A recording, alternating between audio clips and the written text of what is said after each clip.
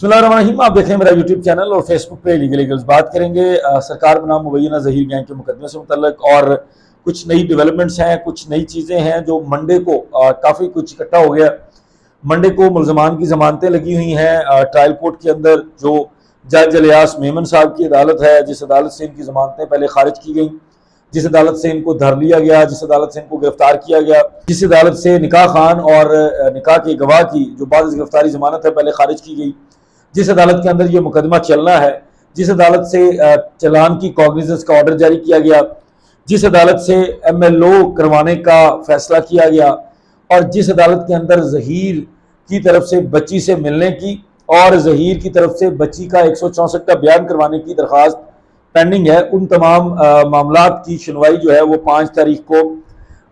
जो जज इलियास मेमन है उनकी अदालत में होगी। और जब ज़हीर और शबीर को 5 तारीख को इसी अदालत के अंदर पेश भी किया जाएगा, जिसके अंदर उम्मीद ये की जा रही है बल्कि प्रोसीजर के मुताबिक जो जेल के कैदी होते हैं जिस तरह उनको लाया जाता है, जिस तरह आपने देखा था निकाह खान और गवाह को पहले लाया गया था और उनको पेश किया गया था, जहां पर वो आकर इंतजार कर रहे थे अपने मुकदमे का और जिस जिस जगह से वो होकर गुजर रहे थे, बिल्कुल इनके लिए भी वो रूट इस्तेमाल किया जाएगा मोस्ट लाइकली। और उसके बाद इनको जेल वापस ले जाया जाएगा, क्योंकि अब वो पुलिस वाली शायद मौजें इनको दस्तयाब नहीं होंगी, अब वो जेल वाले अमले के साथ ही चलेंगे। दूसरी तरफ सिंध हाईकोर्ट के अंदर मंडे को बड़ी इंपॉर्टेंट हेयरिंग है MLO से मुतल्लक और ये जो 2 मुल्ज़मान हैं निकाह खान और गवाह, इनकी जमानतों से मुतल्लक। निकाह खान और गवाह की जमानत बाद गिरफ्तारी है, चूंकि वो लोग तकरीबन मई के महीने से ऑनवर्ड जेल के अंदर हैं और उनकी तरफ से बाद गिरफ्तारी जमानत इलियास मेमन साहब की अदालत में खारिज होने के बाद जब 7 जुलाई को खारिज हुई थी तो उसके कुछ दिनों के बाद सिंध हाईकोर्ट के अंदर दायर की गई थी, वो भी इसी मुकदमे के साथ सुनी जाएगी जब मेडिकल के हवाले से सुना जाएगा। मेरा मकसद है जो मेडिकल्स के हवाले से और ये तमाम मामलात को रुकवाने के हवाले से जो पुलिस और मुल्ज़मान के आपस में साजबाज होकर एक पूरी कार्रवाई की गई है, वो पूरी कोशिश की गई है, वो आपके सामने रखी जाए। मैंने आप लोगों को बताया था कि किस तरह यही तफ्तीशी अफसर साहब जो कि नॉन अवेलेबल वारंट जो राय खुरम के या बाकी मुल्ज़मान के या नूर बीबी के, उनको तो एग्जीक्यूट करने को तैयार नहीं है, हालांकि उनके पास उसका ऑर्डर भी मौजूद है, उनके पास हार्ड कॉपी के अंदर बेल नॉन अवेलेबल वारंट भी मौजूद है, नाकाबिले जमानत वारंट गिरफ्तारी मौजूद है। उसके बावजूद वो उनको गिरफ्तार करने के लिए ना तो कोई एफर्ट कर रहे हैं, ना अभी तक उन्होंने अपना इस तरह का माइंड डिस्क्लोज किया है कि हमें नूर बीबी या राय खुरम या इनके साथ जो और सहूलतकार थे इनको गिरफ्तार करना। लेकिन यही IO साहब व्हाट्सएप के ऊपर हाई कोर्ट के ऑर्डर को रिसीव करते हैं, उस ऑर्डर को जो पुलिस सर्जन है वहां पर दिखाकर बच्ची को वापस लेकर जाते हैं।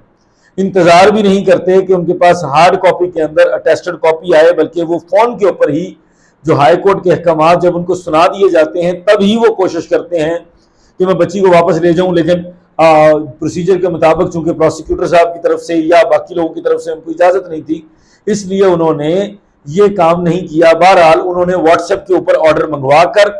मुल्ज़मान के वकला से सारी डिटेल लेकर, सारी डिक्टेशन लेकर सईद अहमद रिंद DSP जो कि IO हैं, मोहतरम IO ने वो ऑर्डर जो है वो उसके ऊपर अमल दरामद करवाया और बच्ची का मेडिकल नहीं होने दिया। लेकिन अब जो सामने आई है चीजें, उसने ज़हीर के वकला, ज़हीर की लीगल टीम और रिंद साहब की आपस में जो एक कोऑर्डिनेशन है उसको बेनकाब कर दिया है। मेरे पास ये क्रिमिनल मिसलेनियस मौजूद है, जिस क्रिमिनल मिसलेनियस के अंदर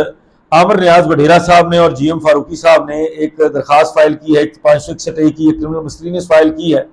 सिंध हाईकोर्ट के अंदर, जिसके अंदर उन्होंने चैलेंज किया है वो मेडिकल का फैसला बड़ा कॉम्प्रिहेंसिव है, दोनों पार्टीज को सुनने के बाद है और जज इलियास मेमन की तरफ से 7 सफ़ात पर मुश्तमिल ये तहरीरी फैसला जारी किया गया था, जिसके अंदर उन्होंने बड़े जबरदस्त तरीके से रीजंस लिखी हैं कि मेरी मर्जी मेरी मंशा नहीं,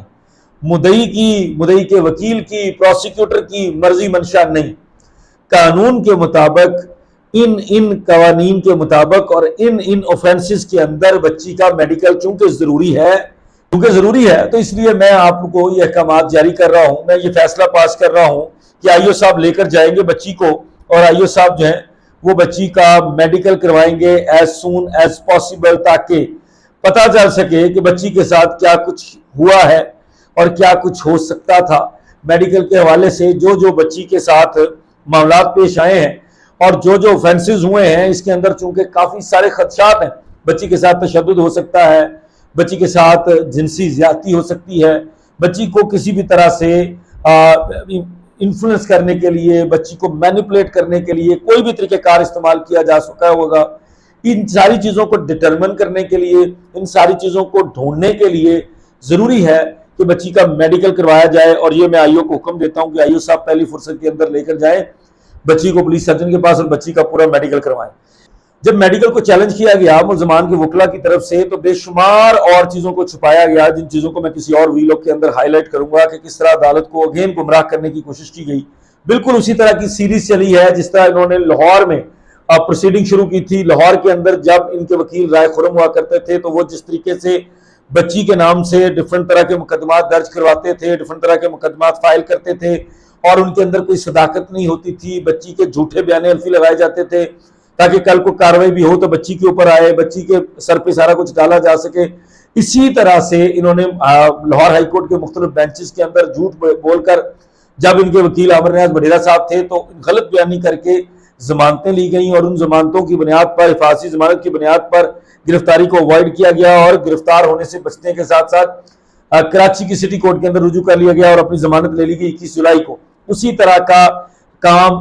جو سندھ ہائی کورٹ کے اندر میڈیکل کو چیلنج کرنے کے لیے پٹیشن ڈالی گئی ہے، جو اپلیکیشن ڈالی گئی ہے 561 جو کہ ہائی کورٹ کی انہیرنٹ پاورز کو انووک کیا جاتا ہے، اس کے اندر بھی کیا گیا، لیکن اس کو میں بعد میں ابھی ذکر کروں گا۔ 9 نمبر گراؤنڈ بڑی امپورٹنٹ ہے۔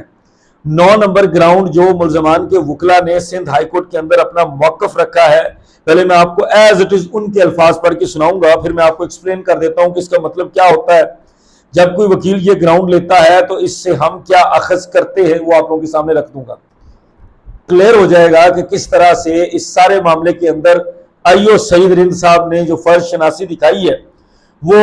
میرے مطابق ملزمان کے ساتھ دکھائی ہے۔ جس طرح انہوں نے ملزمان کے وکلا سے ڈکٹیشن لے کر ملزمان کے وکلا سے واٹس ایپ کے اوپر آرڈرز ریسیو کیے ہیں اور ان کے اوپر عمل درآمد بھی کروایا ہے، اس طرح انہوں نے جو ان کو اور بہت بڑا فائدہ دیا ہے وہ اب آپ کے سامنے آ رہا ہے۔ 9 نمبر گراؤنڈ میں عامر نیاز بڈھیرا صاحب لکھتے ہیں that initially the IO filed an application seeking permission for medical test which was dismissed by the learned judicial magistrate, but later the state did not assail for reasons best known to state۔ وہ یہ کہتے ہیں کہ پہلی درخواست medical کے لیے تو تفتیشی نے دائر کی تھی، حضور سرکار نے بذریعہ اپنے تفتیشی دائر کی تھی، تو جب سرکار نے بذریعہ تفتیشی دائر کی تھی تو تفتیشی کی درخواست خارج ہونے کے بعد جوڈیشل میجسٹریٹ سے تفتیشی نے تو اس کو چیلنج نہیں کیا، تفتیشی نے تو مناسب سمجھا کہ یہ فیصلہ جو آ گیا ہے یہ کافی ہے۔ اس کا مطلب تھا کہ تفتیشی صاحب نے اور ملزمان نے آپس میں مل کر طے کیا کہ ہمیں ضرورت نہیں ہے کہ ہم اس کو فردر چیلنج کریں، آپ کا کام ہو گیا، آپ کے حق میں فیصلہ آ گیا، ملزم صاحب آپ ہمارے مائی باپ ہیں، آپ کے حق میں فیصلہ آیا، ہم اس کو چیلنج نہیں کریں گے، ہمارے ہاتھ کھڑے ہیں۔ اور تفتیشی صاحب نے چیلنج نہیں کیا، یہ آن ریکارڈ ہے چیز، بلکہ اس فیصلے کو چیلنج کیا گیا مدعی مقدمہ کی طرف سے، کیونکہ مدعی مقدمہ اس کے اندر اگریو ہو گئے، ان کو تکلیف پہنچی، ان کو نقصان پہنچا اس فیصلے سے، اور قانون کے مطابق وہ ان کا حق تھا جو انہوں نے ایکسرسائز کیا۔ لیکن جو پیرا نمبر 9 یا گراؤنڈ نمبر 9 لکھی گئی ہے اس پٹیشن کے اندر، اس درخواست کے اندر جو ہائی کورٹ کے اندر دائر کی گئی ہے ظہیر کے وکلا کی طرف سے، ظہیر کے بہاف پر مہدی علی کاظمی اور باقی تمام لوگوں کے خلاف کے جو فیصلہ آیا ہے، جس طرح انہوں نے فیصلے کو جج صاحب کو متنازع قرار دینے کے لیے جج صاحب کے اوپر الزامات لگائے، اب یہ سامنے آیا ہے کہ جو پولیس نے پہلی درخواست دی تھی سعید رند صاحب نے اس کو جان بوجھ کر چیلنج نہیں کیا جب وہ درخواست خارج ہو گئی تھی۔ اور یہ خارج کیوں نہیں کیا؟ جب وکلا کوئی مقدمہ دائر کرتے ہیں تو سب سے بڑا ریلیف لینے کے لیے یا سب سے بڑا کسی سے فائدہ لینے کے لیے بیسٹ طریقہ کار یہ ہوتا ہے کہ اس کو کہا جاتا ہے کہ ہمارے حق میں اگر فیصلہ آ جائے تو آپ اس کو چیلنج نہ کرنا، کیونکہ اگر آپ چیلنج کرو گے تو اگلی عدالت سے وہ فیصلہ ختم ہو جائے گا۔ تو ملزمان کو سب سے بڑا فائدہ دیا گیا اس میڈیکل کو چیلنج نہ کر کے۔ اب تفتیشی صاحب کہتے رہیں کہ میں نے ملزمان کے ساتھ ساز باز ہو کر کچھ نہیں کیا، ملزمان کے اپنے کنڈکٹ نے، ملزمان کی اپنی درخواست نے، تفتیشی صاحب کی اور ان کی آپس میں جو ساز باز ہو کر سازش چل رہی تھی، جو ورکنگ چل رہی تھی، جو بڑا پیارا ان کا ورکنگ ریلیشن شپ بن گیا تھا کہ تفتیشی صاحب ملزم کو ہر چیز اپڈیٹ کرتے ہیں، ملزم کی ڈکٹیشن لے کر چلتے ہیں، تو وہ سارا کچھ بے نقاب ہو گیا ہے، سارا کچھ کھل کے ہمارے سامنے آ گیا ہے کہ کس طرح सईद रिंद साहब ने अपना मशकूक किरदार दिखाया है इस मामले के अंदर, और किस तरह ये जानते बुझते हुए कि दुनिया भर की नजर इस मुकदमे के ऊपर है, कितने लोगों के जज्बात जुड़े हैं, और मुकदमा क्रिस्टल एंड क्लियर है कि आपके सामने सब कुछ आ चुका है, आप ही का चलान है जिसके अंदर आप इतने संगीन इल्जाम लगा रहे हैं मुलजमान के ऊपर, और दूसरी तरफ आप उनके मेडिकल को चैलेंज नहीं कर रहे, और यही ग्राउंड उनकी बन रही है हाई कोर्ट के अंदर। तो तफ्तीशी साहब, आपने अपना काम ईमानदारी से नहीं किया, आपने अपना काम सही तरीके से नहीं किया, आपको जो करना चाहिए था उस काम में आपने ईमानदारी नहीं दिखाई। आपने ईमानदारी दिखाई तो सिर्फ व्हाट्सएप के ऊपर ऑर्डर लेकर उसको अमल दरामद करवा कर दिखाई। आपने अभी तक नॉन अवेलेबल वारंट्स के लिए कोई अपने महकमाना तरीक़ेकार के अंदर कोई परमिशन नहीं ली कि आप उन ऑर्डर्स को, उन नॉन अवेलेबल वारंट्स को एग्जीक्यूट करना चाहते हैं,